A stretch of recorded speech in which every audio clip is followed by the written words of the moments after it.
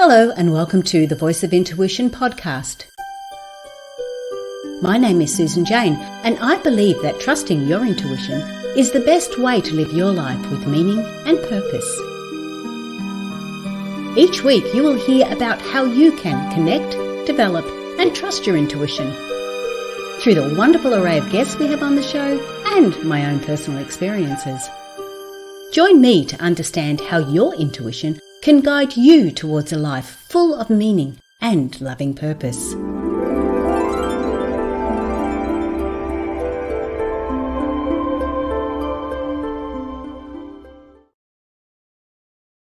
Hello and welcome to the Voice of Intuition podcast. My name is Susan Jane and I'm your host for the podcast. And today we have a very, very special guest on. Now, I have had a little bit of a stalking episode with Danielle because I was so intrigued with her story. It's amazing. She has got this amazing backstory, and it's not one I would recommend to anybody. But she has taken this dramatic, negative, what we see as negative situation, and has flipped her life completely around.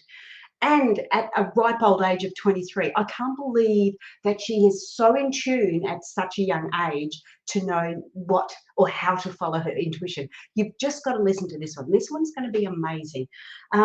So subscribe, share, like, do what you need to for the podcast, or just listen. I don't really care, but you're going to get so much out of this one. This is going to be terrific. So with no further ado, let's welcome Danielle to the show. Hi, Danielle. Hey, Susan. Thanks for having me on. I'm really looking forward to this. Like I said, I did a little bit of stalking, nicely. Checked out your website, did all the things that you're supposed to do when you're researching. Your story, your backstory is just amazing. If I went, I've gone through stuff as a younger person. I wasn't aware of any of the things that we have nowadays. And mainly because in those days we didn't have internet, in fact, I'm that old. I don't even know if we had electricity in those days, but that's what it felt like. It's amazing how you've been able to do this, but I'm not going to go into, I want you to tell the world, tell my listeners all about it. But the first thing I want to do is, usually I ask my guests, how do they get from here to there, or like from there to here? But that's your whole story. Yeah. So let's just start. Let's just start with your story. Tell us all about it. I'd be happy to. I've got to take you back, like you said, when I was 23. So my life prior to that was pretty normal. I have a sister, grew up with both my parents, went on to college. I studied biology in school, and I was out doing something in the US we have that's called Teach for America, where you spend a couple of years teaching in a low-income area. And I was teaching math for 6th grade. So for us, it's like 10, 11-year-olds. And I was just finishing my 2nd year of that. And I was home visiting some family for the holiday, for the season in the summer. And I was going to meet my parents like early in the morning to go to a wedding. It was about 7 o'clock. And I was leaving a city, and someone had been drinking the night before and fell asleep while driving and came across and hit my car head on. I did not realize it that morning, but my entire life changed. And I walked away from the accident. I actually looked how I look right now. I looked okay. I had burns like from the airbag.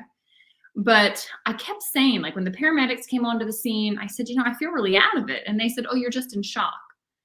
And then my parents arrived and they said, Danielle, you don't seem normal. I said, no, I don't feel normal. And they took me to an urgent care, and I was told the same thing. Oh, she's just in shock. Well, I had never been in an accident before, right? I had no context. What does shock feel like? And I just kind of went on like, okay, well, hopefully it wears off. Well, Susan, in like the weeks that followed, it became very clear that it wasn't wearing off. And I was developing this incredible sensitivity. Like I could not handle any sort of input, light, like natural light, even. It felt like someone was shining a flashlight in my eye. I couldn't handle noise. I heard everything at the same level. It was like I couldn't siphon out and say, oh, this is important, let me pay attention to that. Like it all came in. And my processing speed was really slow. So following conversations was hard. I couldn't concentrate for extended periods. I would get completely overwhelmed. And I was having really severe migraines. And I was basically finally able to get in with a neurologist who told me that I had suffered a traumatic brain injury. And he said, with it, I was fortunate in that it was a mild TBI, a mild traumatic brain injury, which I remember laughing and thinking, like, that sounds like an oxymoron because there's certainly nothing mild about what I'm experiencing. But they told me that most of the time with brain injury, there's a brain bleed, people end up in a coma, you got to relearn to talk, to walk, all those things. I fortunately didn't have a moderate or severe case. They said, we try to get people to where you are. And I said, well, I can't function where I am. And they said, well, hopefully it kind of just heals itself. And that's what I was told. And I've been an athlete my whole life, so I've had injury before, and you kind of push through it knowing like, all right, this is going to go. Let's just kind of keep on. So I attempted to go back to work, and it was clear very quickly, that I couldn't handle that. And my principal at the time of the school, he said, Danielle, I don't want to lose you. Why don't you go on a medical leave? So I tried medical leave, 6 weeks, came back, still nothing, because doctors hadn't been able to say, well, do this or do that. They basically said, sit tight, like there's nothing that can be done. And I'm very fortunate. My mom, she owned a yoga studio when I was growing up, and she really got to know the network of alternative practitioners in our area. And so we tapped into that network, and they started to give ideas, hyperbaric oxygen treatments, neurobiofeedback, supplementation, chiropractic work, all sorts of things.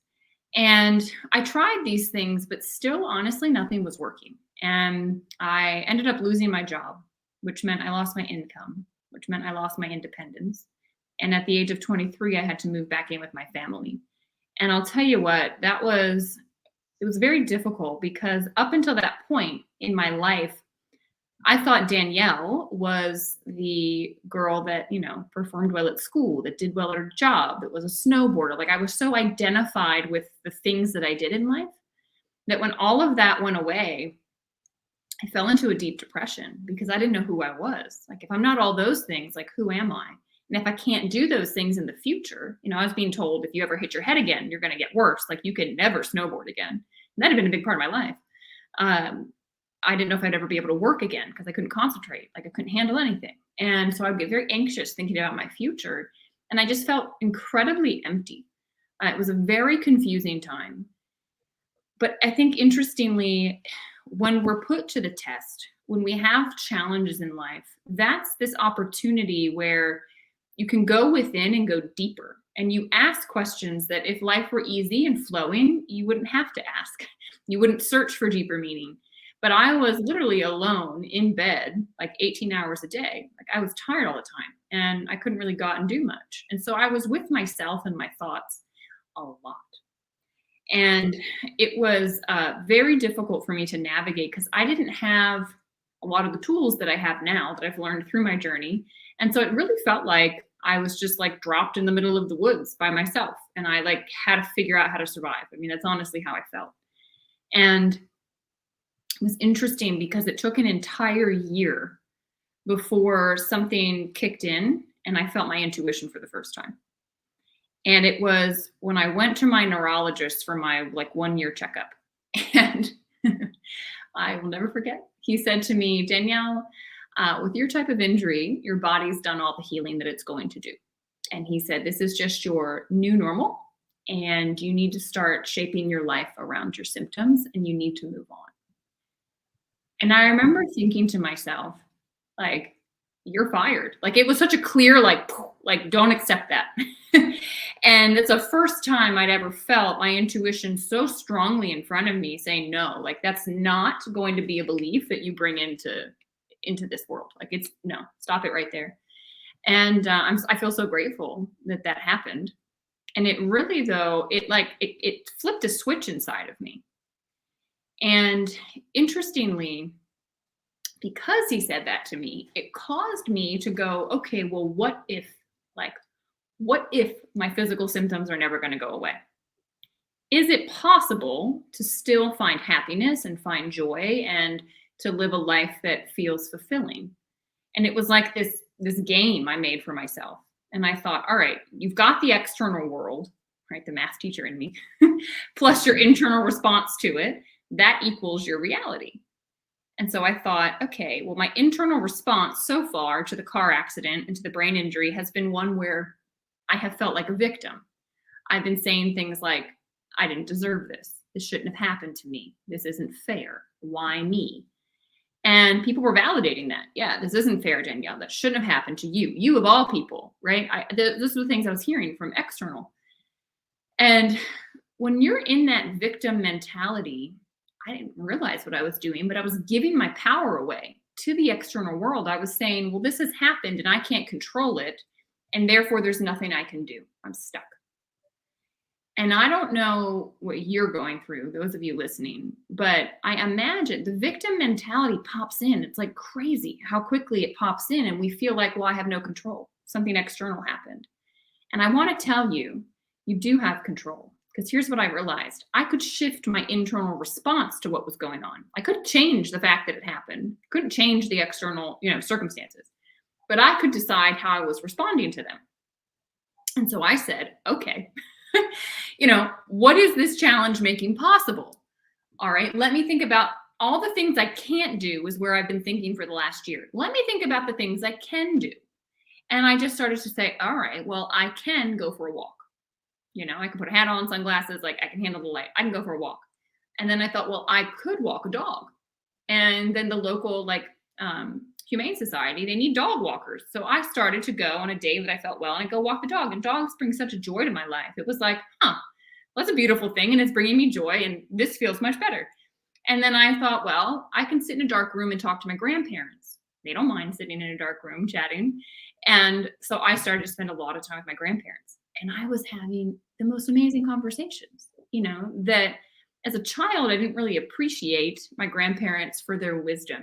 They were just they were wonderful people, but I never asked them questions about their past. As kids, I think you're too kind of self-centered. And I started to find out about my family history and how, my family had come over from Italy and Greece and all these things. And so I also started to say, all right, I cannot, when my thoughts wander to the past, I get severely depressed. And when my thoughts wander to the future, I get severely anxious. I would have panic attacks where my whole body would go numb. I'd soak an entire shirt from crying. I mean, it was not good. And I said to myself, all right, stop that. You got to master this mind. Think about the present. Just think about not an hour from now, not the past hour, right now. And I literally just forced myself into the present moment. And I forced myself into saying, what can I be grateful for right now? What could bring me joy right now? And it was amazing, because my whole life I had been just constantly kind of going to the next thing. I was an overachiever. I graduated top of my class in high school, top of my class in college, did all the sports, did them well, a lot of ribbons, a lot of trophies. And so, but it was always about the next thing. Mm-hmm. And I missed the present moment. And it was not until my accident, that is the biggest gift from my accident, was forcing me into the present. And when I was forced into the present, it was so fascinating to watch my thoughts and to witness my thoughts and to realize the craziness that was going on in my brain and in my mind, which is what I started to write about in my ebook, Susan. That's really what I get into next, is what I go through in my ebook about the steps I took to master my mind. And before I dive into that, I don't know if you've got any questions or anything you want me to stop and pause and go into more with where we are so far. Oh, no, I love it. I'm fascinated too. I'm just really enjoying listening to you. So it's fantastic. And such a lovely way that you've explained it and how you go through it too, because you do, anxiety is fear of the future and depression is fear of the past. So I totally get that. When you're in a situation where you don't want to look forward and you don't want to look back, where do you look? You only have one choice. Yeah, you don't. Right here, right now. Exactly.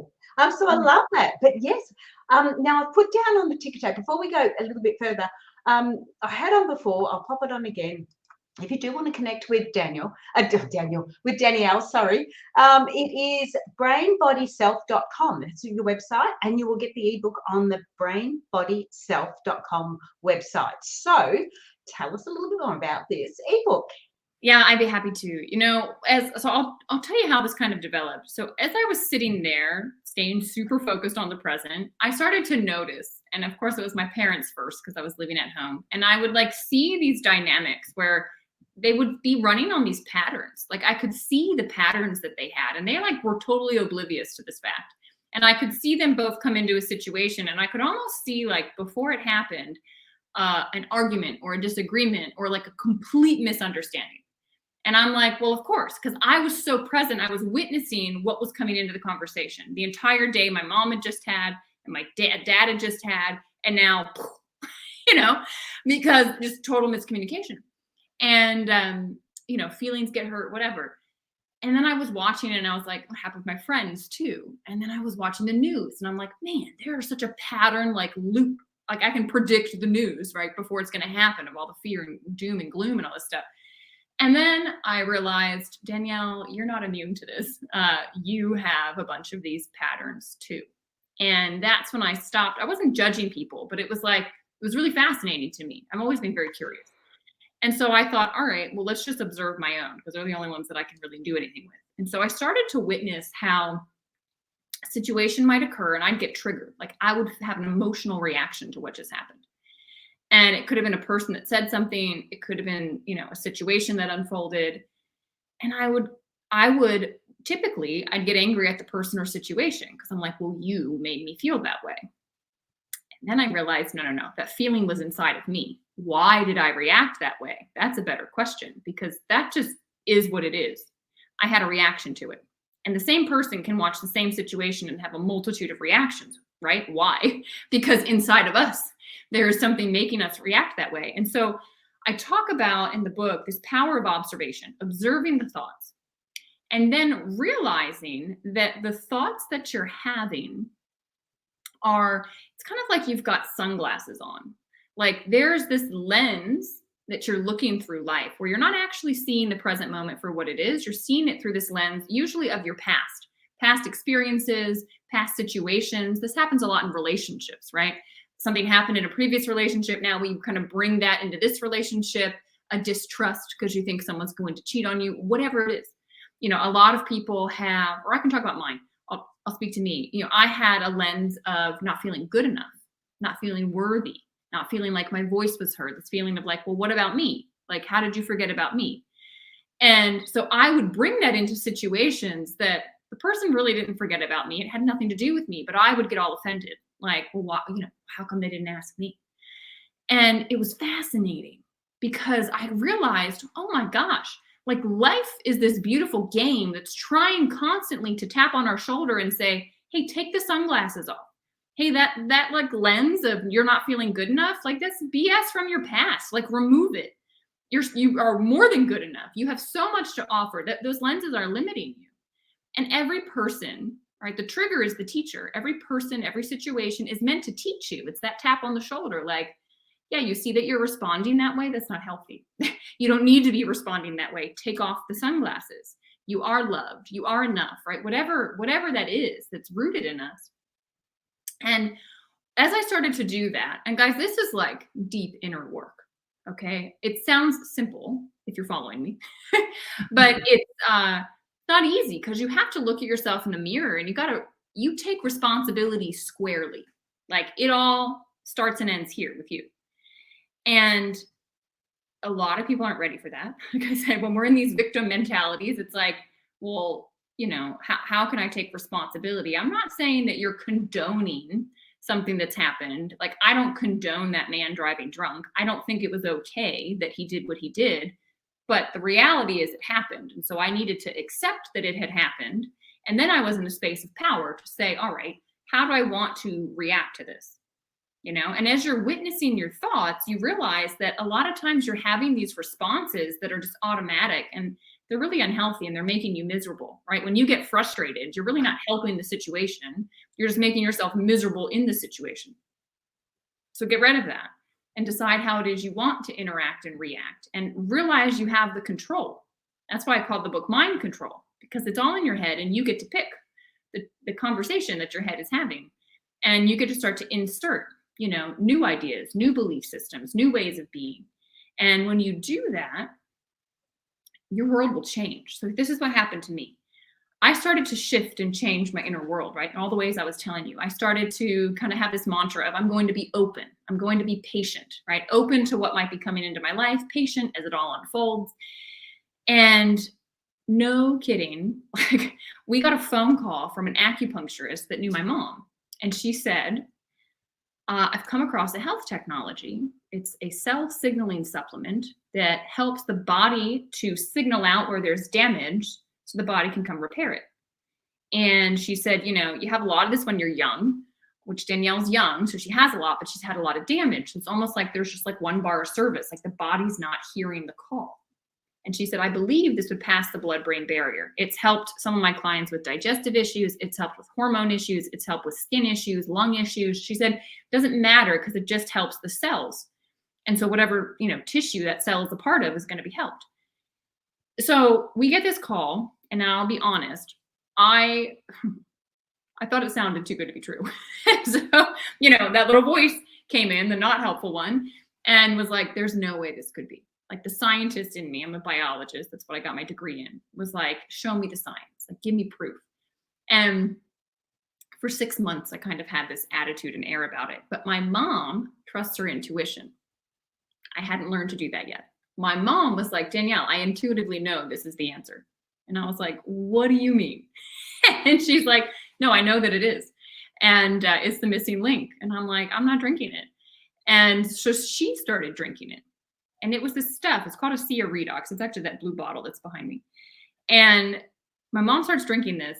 She had bone on bone in her hands. And literally, she could not make a fist. She could get to like right here. Drinking that stuff for 6 weeks, she got full range of motion back in her hands. And I watched it happen. And I was still like, it's got to be a placebo. I was still so in my mind. And my dad, though, he thought, well, let me try it. Let's see what it does for me. So my dad starts using this. And my dad had a knee injury from 30 years prior. He starts drinking this stuff. 10 days into drinking it, he's not wearing his brace on his knee. He works out every day. And he was like, Danny, like, I feel like I'm 30 years old again. I got so much energy. My knee's not hurting. Like, I'm repairing super fast after I work out. Like, this stuff's amazing. So my dad's more analytical. He went to look at the research and he came back and he said, it's too new. You didn't learn about it in school. That's why you don't know about it. It's a new science. And he said, this is the only company right now that has redox signaling molecules stable so you can take them. And he said, you're going to drink it. Give it 6 months. Let's see what it does. And that's how I started. So I have been on a journey myself with learning to master the mind, let go of how we expect things to be, right? I was expecting one day to just wake up healthy. I wasn't expecting the answer to come in a blue bottle, So just another lesson to me of like, don't have an expectation. You got to be open to how things are going to unfold. So I started drinking this stuff, and 3 months in, it wasn't immediate for me, but 3 months in, the pounding that had been relentless in my head for 2 years stopped. I started to be able to concentrate again. I had energy again. It was amazing. My cognitive therapist said she'd never seen anything like it in her 30 years of dealing with brain injury. She said, Danielle, with your type of injury, people don't heal this rapidly so far out from the initial trauma. It doesn't happen. And she's like, what the hell is that stuff you started drinking? And that opened up a ton. Talk about inflection points in your life. She was this catalyst for me to learn what it was. And when I learned what it was, this is again when my intuition spoke to me, I got goosebumps head to toe as I was listening to the founder talk about this technology, how it came into being, how they were bringing it out to the world, the impact it was making, about serving other people by sharing this. And I was like, this is what I'm supposed to do. Like, it was such a clear, intuitive hit. And, prior in my life, I did what society said I should do, get the good grades, get a good job, like all that stuff. And now I'm like a different human being. Now I'm like hearing this voice inside of me saying, no, you're not going to go to graduate school. No, you're not going back to a 9-to-5 job. Danielle, you're meant to share about this technology. That's why you went through what you went through. You were meant to show other people how they can get their health back. You're meant to share this technology. And I'm sitting there going like, well, I'm a scientist. Like, I don't know how to sell anything. You know what I mean? Like, what am I supposed to do with that? And not to mention, like, it's through word of mouth. And I was like, network marketing is like the sleaziest thing someone could be a part of. I want nothing to do with it. And again, intuition's like, no, this is it. And this company is different. And they have a soul. And this is what you're meant to do. And so I'm like having this inner battle, which was super interesting. I don't know if any of you can relate to that, but I'm very headstrong. So I had to just keep quieting my mind and going into my heart space and asking, what am I supposed to do next? What am I supposed to do next? And it was like, just Google networking. So I Googled networking. I had just moved. Like when I got healthy, I was able to move out of my parents' house. I moved in with a guy I was dating down in Florida. I knew him. That was it. Didn't know anybody else. And I am shy. I really, like, if I was in a group, I didn't say anything. You know, I'm very much introverted. And it was like, no, you need to go out into the community. And I'm like, you gotta be kidding me. So I Google networking. I see this Business Networking International, BNI, go to this meeting. And I'm literally like, just like this, like, you know, I don't know what I'm doing. The words coming out of my mouth make no sense. I feel like I'm just like a complete idiot. And I kid you not, it's amazing how the universe just, it supports you. So I took a step and I took action. And no joke, the man that was checking people into that meeting, this is the only time this has ever happened when I have been out networking. He says to me, oh, I know ASEA. And I was like, you do? And he goes, yeah, it helped me with my running. I was taking it for years. And he said, I'd love to help you. And I was like, what do you mean? Like literally, he just kept saying, how can I help you? And I was like, I have no idea how you, I don't know what I'm doing. And he said, why don't you come? My wife and I, we do a training every Saturday morning. What's Positive Space, you'll be all week. We train our team on how to share and how to network and do all this stuff. They work with Primerica. And I was like, okay. I think he probably didn't think I was going to show up, but I showed up. And then I kept showing up. I showed up every week for 2 years. And he and his wife changed my life. Absolutely changed my life. And it's like, when you listen to your intuition and don't worry about how something happens, when it's going to happen, like you just do, it's amazing. And so my business, he was a strategic person. My business started to take off. He started to introduce me to people. A massage therapist he introduced me to. Well, initially she was very resistant to me, but months later she said, I'm at my wit's end. My husband's had a stroke and a brain injury, and I know this helped you. Can this help him? And we watched his health get restored after 90 days. He started to be able to speak again. He had the energy to go to the gym again. He's been on the product now for 7 years.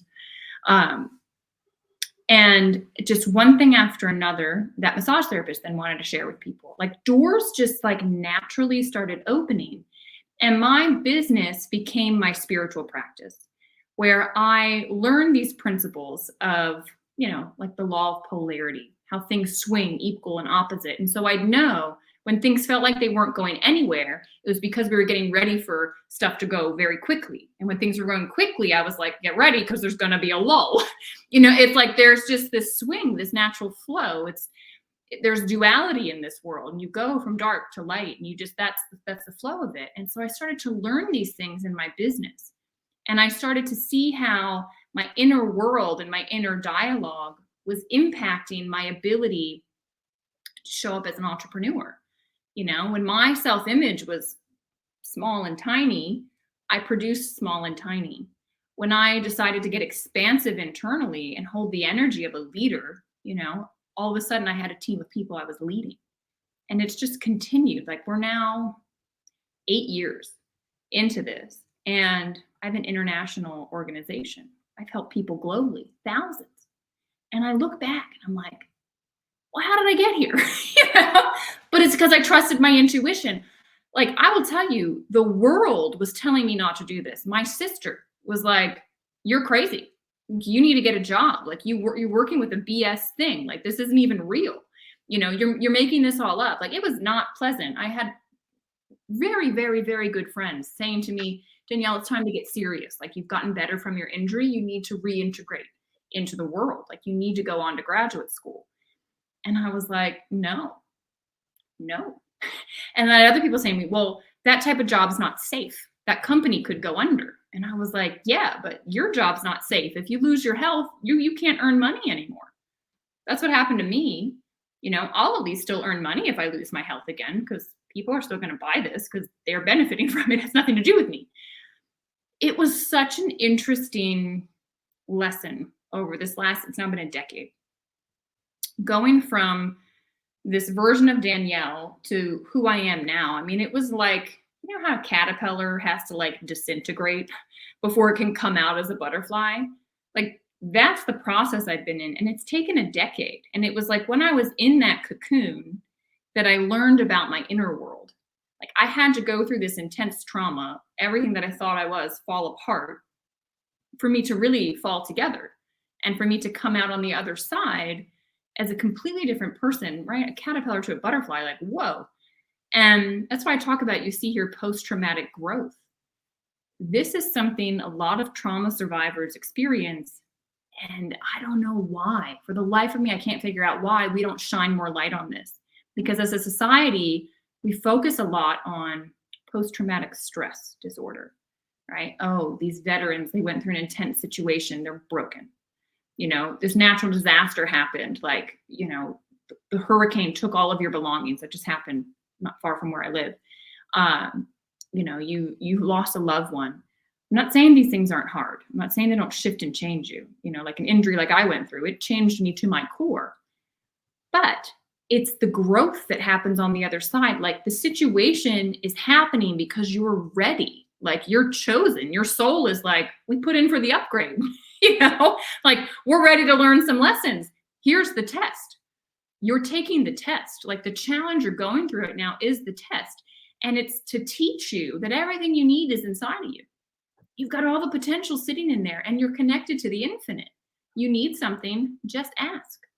You want something, hold the space of gratitude for receiving it, and it will come. Like, that's the power you learn. But you can't just get there. Like, you got to go through the test, and it can be difficult, you know? And everybody's difficulties are different. Like, there's no comparing. Oh, that's harder than that. No. Like, some people, it's just their child going off to college. You're now you've got an empty nest. Your whole life and identity has been being a mother, and you've probably done it incredibly well. So now what? And who am I if I'm not mom? That's a trauma in and of itself too.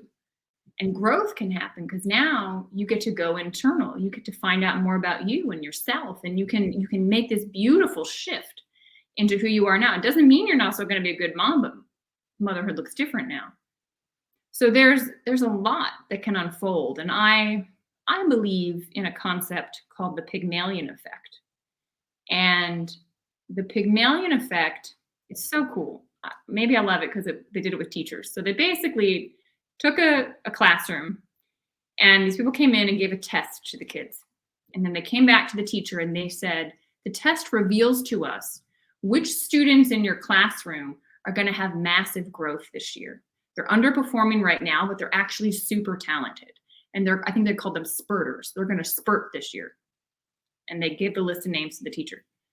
At the end of the year, they came back and asked how the kids were performing. Every single one on the spurter list had spurted, had a ton of growth, did incredibly well. And the other kids, you didn't see that. Well, it turned out the test they took was complete BS. There was nothing to it. They made up who the spurters were going to be. And then the teacher, thinking that this child had this special gift, right? They nurtured it. They spoke to it. They pulled the child up to that level. And so the child did. It's called the Pygmalion effect. People will rise to the level that you expect them to. And they got kind of in trouble because the parents of the kids that weren't the spurters got very upset when they found out all of this. But so I don't think they've been able to repeat that study. But super interesting concept, because if you look at trauma, because I had all these people around me saying, oh, I'm so sorry, you were a victim and how bad for you, and like you didn't deserve that. And so I kept me in this small space. If I had people saying to me, something beautiful is going to come out of this, Danielle, like you are going to learn things about yourself that you've never known. it would have pulled me in a different way.